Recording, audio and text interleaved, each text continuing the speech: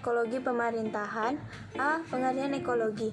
Ekologi adalah ilmu pengetahuan yang menjelaskan tentang hubungan antara organisme dengan lingkungannya.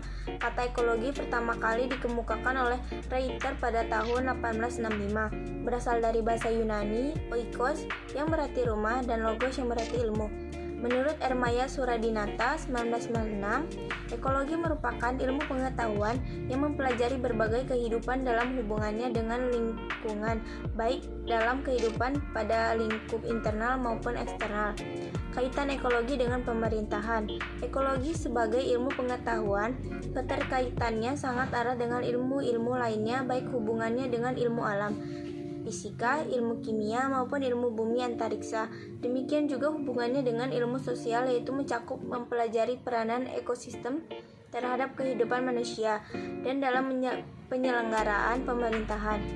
Dalam kerangka pemerintahan, maka kaitan dengan pemerintahan dapat diibaratkan bahwa organisme itu adalah unsur-unsur dalam negara yang salah satu unsur terpentingnya adalah pemerintahan, dan lingkungan itu sendiri adalah lingkungan fisik dan lingkungan sosial yang mempengaruhi kehidupan negara, khususnya mempengaruhi tatanan dan perilaku dalam proses pemerintahan tersebut.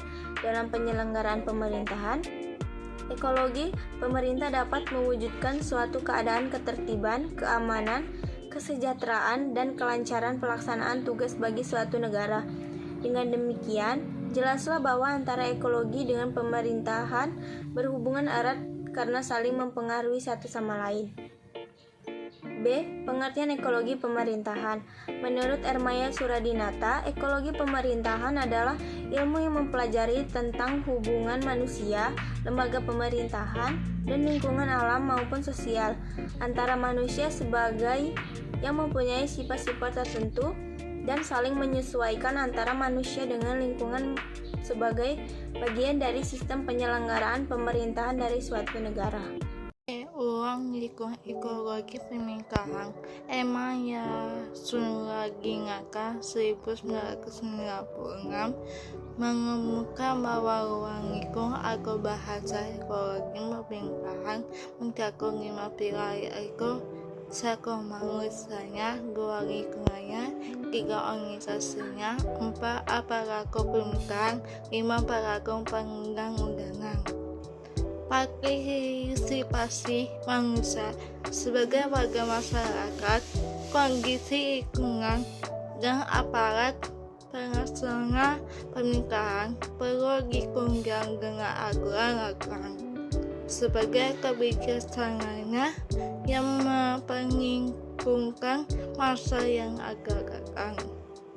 Menurutnya, akibat pengaruh organisasi terhadap praktik penyelenggaraan pemerintahan antara lain sebagai berikut. A. Manusia semakin lama semakin cerdas, kebutuhan semakin meningkat, dan mengukur lebih banyak dari pemerintahan. Dengan demikian, pemerintah harus bisa menjawab untuk lebih banyak manfaat bagi warganya. B. Lingkungan eksternal sebagai suatu sistem dalam praktek penyelenggaraan pemerintahan perlu terus dipelajari, dilakukan, dikembangkan, dan diperhitungkan untuk masa sekarang dan masa yang akan datang, dengan memperhatikan masa lampau untuk strategi masa yang akan datang. G. Faktor-faktor ekologi pemerintahan. Ada beberapa cara untuk menganalisis faktor-faktor ekologi pemerintahan. Salah satunya adalah dengan cara menganalisis sistem pemerintahan negara secara lebih lengkap.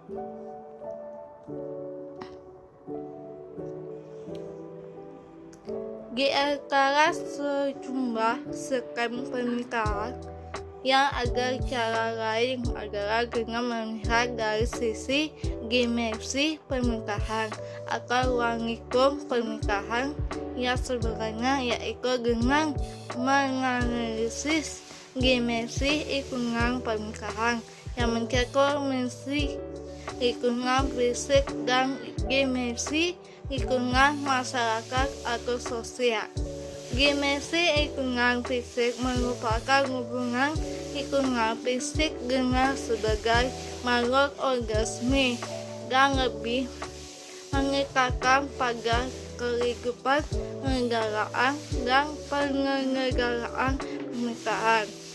Lingkungan fisik dalam penyelenggaraan pernikahan mengatur menganalisis permasalahan yang harus dipecahkan dan ditangani secara kepada antara lain mencakup berikut. 1. Anak yang terdiri dari potensi sumber tambang, mineral, tanaman, dan potensi lainnya yang merupakan sumber mata pencaharian dan penghidupan bagi makhluk organisme tersebut. Manusia kekangkungan keharga karena manusia sangat kriminal dan bisa merupakan sebuah malapetaka bagi keracunan hidup. 2. Berdasari sebagai air garam sumber air tergantung kehargaan akan kualitas air dan tata airnya untuk irigasi, pertanian, dan keperluan hidup lainnya. Baik interaksinya hidup maupun keracunan jalannya pernikahan. Lingkungan fisik pernikahan dan lingkungan sosial pernikahan akan dikelola dalam bagian masing-masing berikut ini. 1. Lingkungan fisik. Pernikahan pada dasarnya lingkungan fisik adalah lingkungan alam bersama kuburan dan hewannya agar satu wilayah negara. Dalam lingkungan fisik ini juga termasuk manusia sebagai salah satu faktor yang selalu berproses dengan lingkungannya. Lingkungan fisik pernikahan dapat digolongkan ke dalam 3 kelompok lingkungan fisik, yaitu tingkat geografis, sumber daya, dan kekayaan alam, serta penduduk manusia sebagai lingkungan fisik. A. Lingkungan geografis. Dengan melihat bumi sebagai satu lingkungan fisik yang besar, maka melalui lingkungan geografis terhadap kehidupan bernegara dapat dikelompokkan atas 7 dimensi pengaruh lingkungan negara dan pernikahan. 1. Tingkat negara dalam orientasi bola dunia. 2. Bentuk gerakan. 3. Bentuk air. 4. Kesuburan dan mineral. 5. Klaim. 6. Bentuk-bentuk besi perbatasan negara. Perbatasan fisik dapat dipindahkan atas 5 bentuk, yaitu A. Perbatasan negara dalam bentuk gunung. 2. Gurun. Q. Sungai. G. Lautan. E. Daratan. 7. Besar kecilnya wilayah negara selain bentuk sifat kerajaan iklim, sumber daya, dan kekayaan alam. Juga luasnya wilayah mempengaruhi perlakuan kehidupan satu negara, baik keragasi tersebut kehidupan lingkungan maupun terhadap hubungan yang sifatnya eksternal.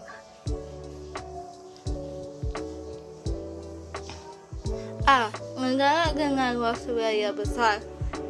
Pengaruh luasnya wilayah yang positif sebagai berikut. 1.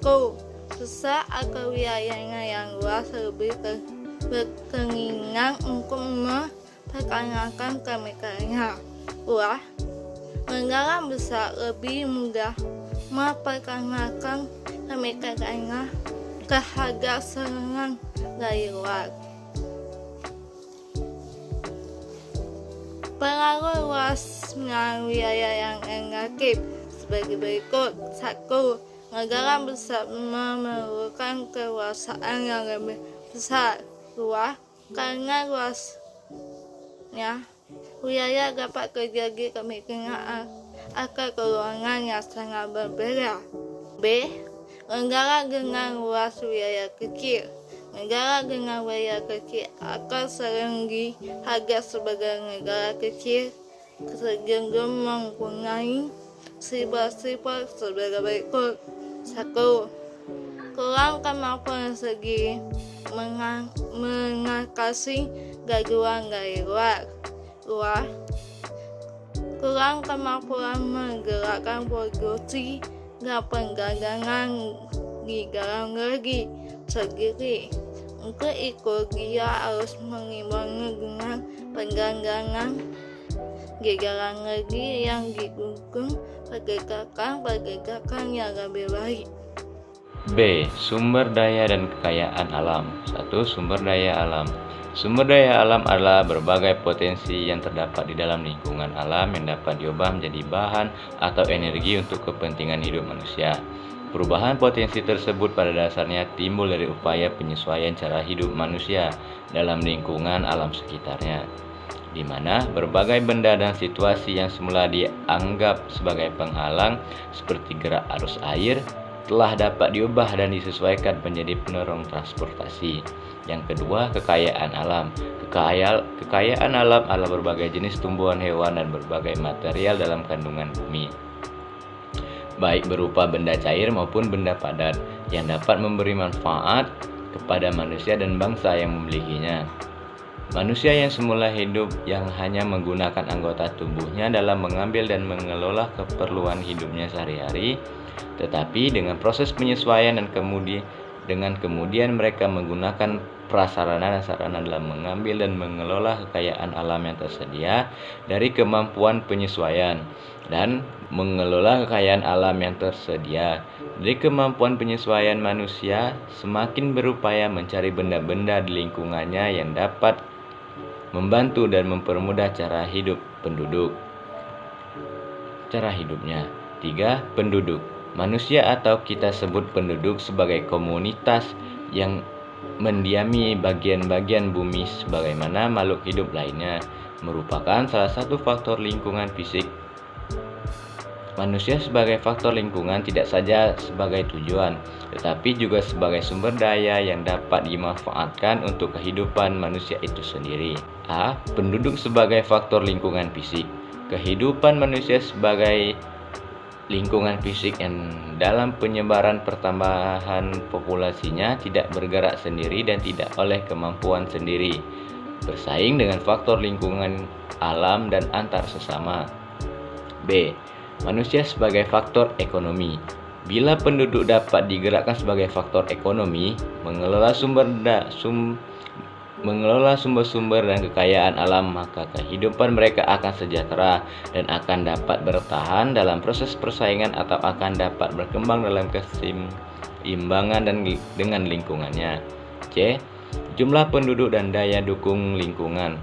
Jumlah penduduk tidak dapat bergerak bebas untuk selalu bertambah, akan tetapi dibatasi oleh keseimbangan daya dukung faktor-faktor lingkungan. D. Pengendalian pertambahan penduduk. Ketidakseimbangan jumlah penduduk dengan lingkungan akan menimbulkan kemelaratan dan kemiskinan. Permasalahan ini telah disadari pemerintah beberapa negara hingga dicoba diperbaiki atau diatasi dengan pengendalian tingkat kelahiran. Yang kedua, lingkungan sosial pemerintahan. Lingkungan sosial dapat dikelompokkan ke dalam 5 bidang, yaitu ideologi. Ideologi adalah pola dasar tentang cita-cita yang sifatnya praktis untuk mencapai tujuan suatu kelompok orang dalam kehidupan bernegara, meliputi bidang sosial, politik, ekonomi, dan lain-lain. Yang ke-B, sosial budaya. Sosial budaya dapat dibagi menjadi 2 kelompok, yaitu sifatnya non-material, antara lain bahasa, nilai, norma, pengetahuan, dan lain-lain. Sosial budaya yang sifatnya material atau fisik adalah benda yang dihasilkan masyarakat dalam menyesuaikan diri dengan lingkungan, misalnya peralatan, jalan raya, irigasi, rumah, mainan, dan lain-lain.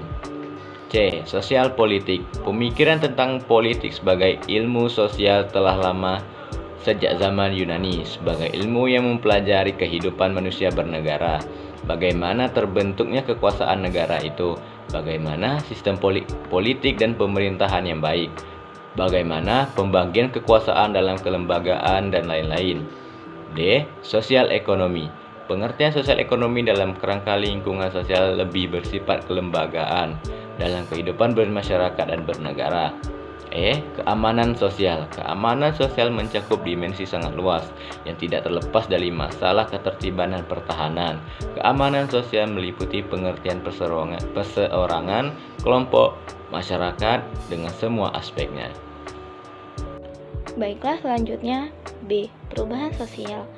Masalah ekologi pemerintahan tidak hanya pada masalah pencemaran udara, air, dan kondisi alam, melainkan juga pada kehidupan sosial. Akibat adanya perubahan sosial bisa berpengaruh terhadap pendidikan, kesehatan, pekerjaan, ekonomi, keamanan, budaya, dan lainnya. Ada juga perubahan sosial yang mendukung pembangunan, yaitu perubahan yang dapat dipimpin dan terkendali, serta penerapan program-program yang seluruhnya terintegrasi. Perubahan sosial terjadi karena adanya perubahan lingkungan fisik yang ada di sekitar kelompok masyarakat tersebut.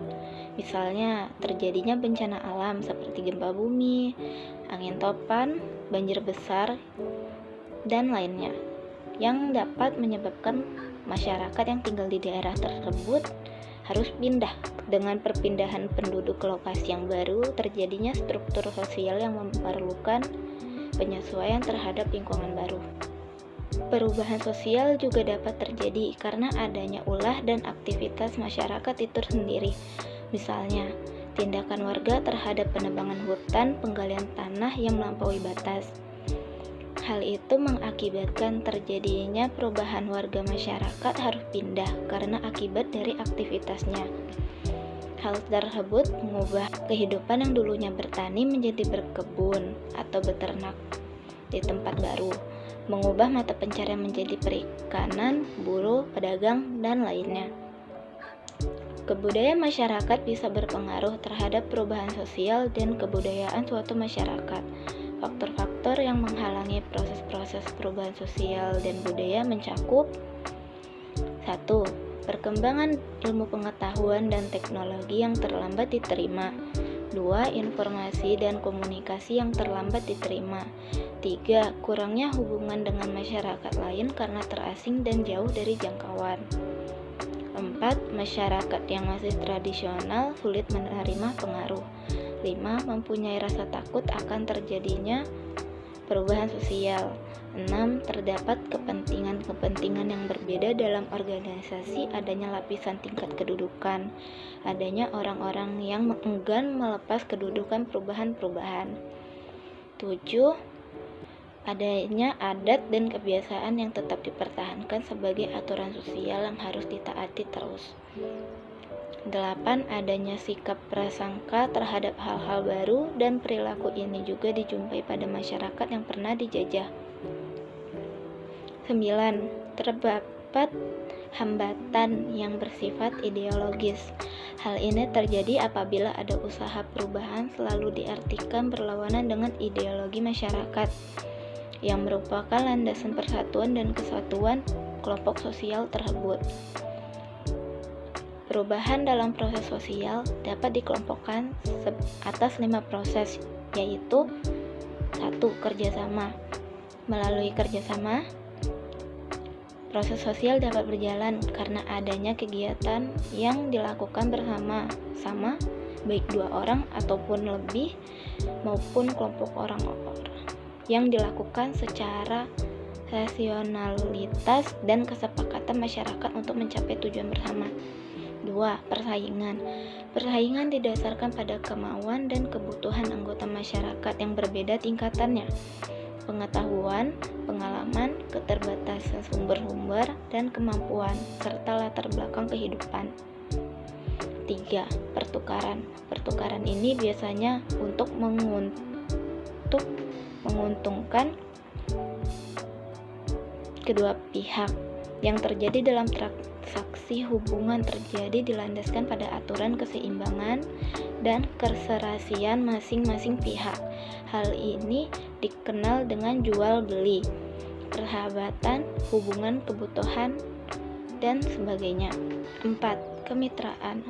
Proses sosial yang ada di dalamnya mengembangkan mutu terpadu dalam kegiatan pendidikan dan latihan, dilakukan dalam maupun di luar negeri, termasuk sistem magang dan internship, serta pengembangan pola-pola link and match, pemanfaatan tangan profesional pada organisasi, lembaga, pemerintahan maupun swasta. 5. Perbedaan pendapat. Manakala peraturan kerjasama, persidangan, pertukaran, kemitraan tidak dapat mengendalikan konflik, bisa berakibat semua cara yang dilakukan bisa menyakiti, menghancurkan, sebaliknya juga bisa pada akhirnya menyenangkan eksternal dalam masyarakat dan memperkaya struktur masyarakat. B. Perubahan ekonomi. Proses perubahan ekonomi dapat mempengaruhi proses perubahan sosial karena perekonomian merupakan struktur sosial. Lembaga perekonomian merupakan struktur sosial yang korelasinya sangat erat dengan setiap individu manusia, keluarga, kelompok masyarakat, pemerintahan, pendidikan, maupun organisasi kemasyarakatan. 3 kriteria untuk mengukur kualitas hidup dalam menganalisis ekologi pemerintahan. 1. Dipenuhinya derajat kehidupan untuk kebutuhan hidup sebagai makhluk organisme. 2. Dipenuhinya kebutuhan hidup secara manusiawi. Kebutuhan ini bersifat relatif, walaupun ada hubungannya dengan kebutuhan hidup. 3. Adanya kebebasan untuk memiliki. Dalam kehidupan bermasyarakat tidak ada hidup tanpa aturan. Dalam masyarakat yang tertib, aturan merupakan faktor yang menentukan. 2. Kaitan teknologi dengan pemerintahan. Menurut Talizidu Indraha, seperti halnya teknologi, pemerintahan adalah proses perubahan. Proses itu bekerja dalam lingkungan yang juga dapat berubah, tetapi berbeda dengan teknologi, yang baik secara alat maupun lingkungannya, berubah atau sulit diubah. Pemerintahan memiliki komponen atau nilai yang sukar berubah atau sulit diubah, yaitu kekuasaan, kepentingan, monopoli, dan kenikmatan. Informasi adalah pengetahuan yang diperoleh dari data. Prosedurnya adalah sebagai gambar berikut. 3. Sistem teknologi pemerintahan. Menurut Talizidu Indraha, sistem teknologi pemerintahan sejalan dengan sistem pemerintahan. Sistem tersebut tidak hanya meliputi input, proses, dan output, melainkan juga outcome dan feedback, suatu hambatan yang terjadi antara mata rantai yang bisa menimbulkan gejala entropi atau gejala lag. Ahli di bidang teknologi disebut teknologis, orang teknologikal, sifat. Kalangan tertentu berpendapat bahwa sebutan teknologis hanya bagi mereka yang merupakan spesialis di bidang tertentu. Teknokrasi sebagai sistem pemerintahan, yaitu oleh para ahli yang disebut teknokrat. Talizidu Indraha mengemukakan bahwa seseorang memperoleh kapasitas teknokratis melalui berbagai posisi dan peran. Pertama, posisi sebagai pejabat pemerintahan tingkat menengah ke atas, baik legislatif, eksekutif, maupun yudikatif. Kedua, posisi sebagai perwira. Ketiga, elit akademik. Nilai-nilai teknokrasi bidang bersinergi dan juga bisa berkonflik dengan nilai-nilai lainnya, seperti terjadi antara teknokrasi dengan demokrasi. teknokrasi dengan birokrasi, antara teknokrasi dengan partitokrasi, dan antara teknokrasi dengan perwakilan atau kelompok profesional. Teknobirokrat, yaitu pelaku teknobirokrasi di Indonesia, mengalami kesulitan begitu masuk ke dalam sistem yang ada, kecuali mengambil sikap kompromistik atau kolusif. Intervensi teknokrasi ke dalam tubuh pemerintahan di Indonesia terjadi melalui beberapa institusi statal seperti birokrasi, LIPI, dan badan-badan sejenisnya, Bappenas, Badan Penelitian dan Pembangunan, di lingkungan Departemen Pemerintahan TNI dan Polri. Teknokrasi juga mempengaruhi roda pemerintahan melalui kemajuan research dan teknologi. White menyatakan bahwa inovasi teknologi tidak dengan sendirinya terjadi. Ia adalah titik akhir proses pembangunan yang berhasil dan juga titik awal kegiatan yang baru. Salah satu bentuk teknologi yang ditawarkan sebagai strategi bisnis pemerintahan adalah electronic government. Electronic Government atau e-gov. Dari beberapa definisi e-government, Ricardus Eko Indrajit mengemukakan bahwa setidak-tidaknya ada 3 kesamaan karakteristik dari setiap definisi government, yaitu A. Merupakan suatu mekanisme interaksi baru atau modern antara pemerintah dengan masyarakat dan kalangan lain yang berkepentingan. Yang B. Melibatkan penggunaan teknologi informasi terutama internet dengan tujuan C. Memperbaiki mutu atau kualitas pelayanan yang selama berjalan. Hubungan antara e-gov dengan good governance. Hubungan antara e-government dengan good governance dikemukakan oleh Ricardus Eko Indrajit dalam 4 jenis klasifikasi hubungan atau relasi, yaitu sebagai berikut. A. Government to Citizen atau G2C. Tujuan utama dari dibangunnya aplikasi government bertipe G2C adalah untuk mendekatkan pemerintah dengan rakyatnya melalui kanal-kanal akses yang beragam agar masyarakat dapat dengan mudah menjangkau pemerintahannya untuk pemenuhan berbagai kebutuhan pelayanan sehari-hari. Salah satu contohnya yaitu Departemen Agama membuka situs pendaftaran bagi mereka yang berniat untuk melangsungkan ibadah haji di tahun-tahun tertentu, sehingga pemerintah dapat mempersiapkan kuota haji dan bentuk perjalanan yang sesuai. B. Government to Business atau G2B. Salah satu tugas utama dari sebuah pemerintahan adalah membentuk sebuah lingkungan bisnis yang kondusif agar roda perekonomian sebuah negara dapat berjalan sebagaimana mestinya. Diperlukan relasi baik antara pemerintah dengan kalangan bisnis, tidak saja bertujuan untuk memperlancar para praktisi bisnis dalam menjalankan roda perusahaannya, namun lebih jauh lagi banyak hal yang dapat menguntungkan pemerintah jika terjadi relasi interaksi yang baik dan efektif dengan industri swasta. Salah satu contoh dari aplikasi government berjenis G2B yaitu cara perusahaan wajib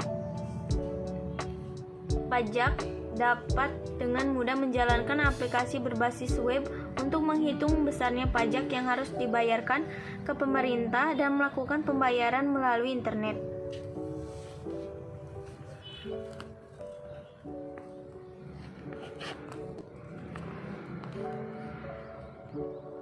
C. Government to Governments atau G2G. Kebutuhan untuk berinteraksi antara satu pemerintah dengan pemerintah setiap harinya tidak hanya berkisar pada hal-hal yang berbau diplomasi semata, namun lebih jauh lagi untuk memperlancar kerjasama antara negara, dari kerjasama antar entiti negara atau masyarakat, industri, perusahaan, dan lain-lain dalam melakukan hal-hal berkaitan dengan administrasi perdagangan, proses-proses politik, mekanisme hubungan sosial dan budaya, dan sebagainya.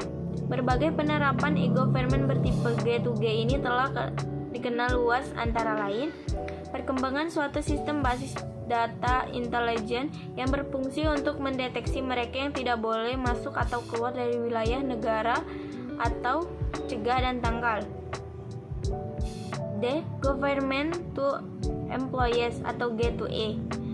Aplikasi e-government juga diperuntukkan untuk meningkatkan kinerja dan kesejahteraan para pegawai negeri atau karyawan pemerintah yang bekerja di sejumlah institusi sebagai pelayan masyarakat.